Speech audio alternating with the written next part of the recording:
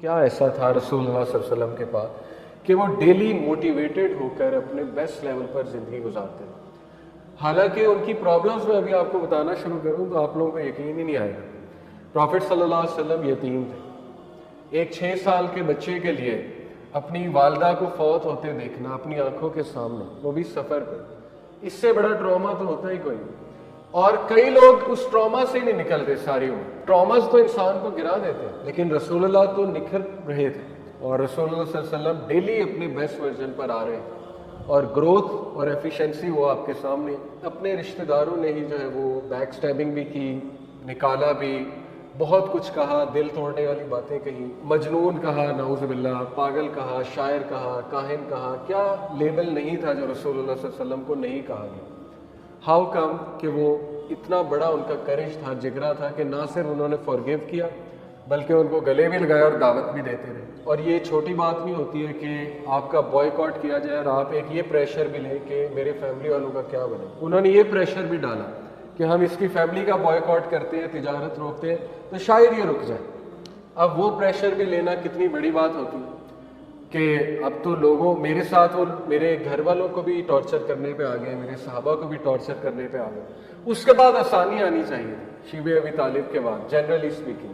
لیکن اس کے بعد کیا ہوا؟ حضرت خدیجہ کی ڈیتھ ہوئی, لو آف ہز لائف. ظاہر ہے بہت بڑا سہارا ہوتا ہے نیک بیوی, تو وہ ان کی وفات ہو گئی. ہم جیسا بندہ تو اب تک پاگل ہو چکا ہوتا, سوسائڈل تھاٹس آ رہے ہوتے اور پتہ نہیں ہم نے کیا کر لیا ہوتا, کہیں سے چھلانگ مار دی ہوتی کہ یہ کیا ہوا. اس کے بعد کیا ہوا؟ ابو طالب کی وفات. اس کے بعد سب سے پینفل طائف کا واقعہ. حضرت عائشہ نے پوچھا جنگ احد کے بعد کہ کیا یہ سب سے پینفل دن ہے آپ کے لیے؟ فرمایا نہیں, طائف کا واقعہ. اور طائف میں خود گیا ہوں, اس کی گلیوں سے ابھی تک ایک سیڈنس اور ایک غم ٹپک رہا ہے. وہاں جہاں ہمارے رسول اللہ صلی اللہ علیہ وسلم کو پتھراؤ کیا گیا, وہ ایک عجیب سی غم زدہ سی جگہ ہے. اس کے بعد کیسے آپ امیجن کر سکتے ہیں کہ سمون میں اسٹینڈ اپ. طائف کے بعد ہسٹورین لکھتے ہیں کہ کوئی اور ہوتا تو وہ یہاں پہ گیو اپ کر رہا, رسول اللہ صلی اللہ علیہ وسلم کے علاوہ کوئی اور ہوتا. اللہ کے نبی صلی اللہ علیہ وسلم درخت کے نیچے بیٹھے روئے, اللہ سے التجا کی, اللہ کے آگے اپنا غم ہلکا کیا. وہ دعا سننے والی ہے کہ اللہ کیا آپ مجھے چھوڑ دیں گے, لوگوں کے حوالے کر دیں گے, میرے دشمنوں کے حوالے کر دیں گے. اتنے دل کھول کے اللہ سے بات کی ہو. اور دیکھیں پھر اللہ تعالیٰ نے کیا مدد بھیجی. فرشتہ آیا, اس نے کہا کہ میں ابھی حکم دے, میں ان کو 2 پہاڑوں والا فرشتہ ابھی جو ہے کچل دیتا ہوں. لیکن رسول اللہ صلی اللہ علیہ وسلم کا آپ جگرا دیکھیں کہ اس ٹائم پہ کہا کہ نہیں, ان کی قوم میں سے, ان کے بچوں میں سے ہدایت یافتہ لوگ آئیں گے. اور ایسا ہی ہوا. بہت سے اسکالرز طائف کے علاقے سے نکلے. اس کے بعد تو کوئی امیجن ہی نہیں کر سکتا کہ وہ کھڑا ہو جائے. لیکن اللہ کے نبی صلی اللہ علیہ وسلم کھڑے ہوئے اور انہوں نے اپنے ایک اور طریقہ اختیار کیا, مدینہ ہجرت کی. اور مدینہ جا کر پھر پورا ایک انہوں نے اسلامی معاشرہ قائم کیا. بیٹیوں کی طلاقیں دیکھی اللہ کے نبی صلی اللہ علیہ وسلم. ابو لہب نے 2 بیٹیوں کی طلاقیں کروا دی.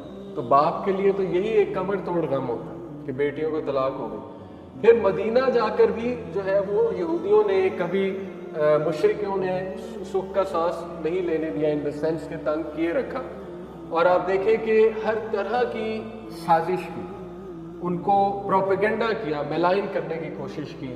رسول اللہ صلی اللہ علیہ وسلم کو ایون نعوذ باللہ قتل کرنے کی کوشش کی.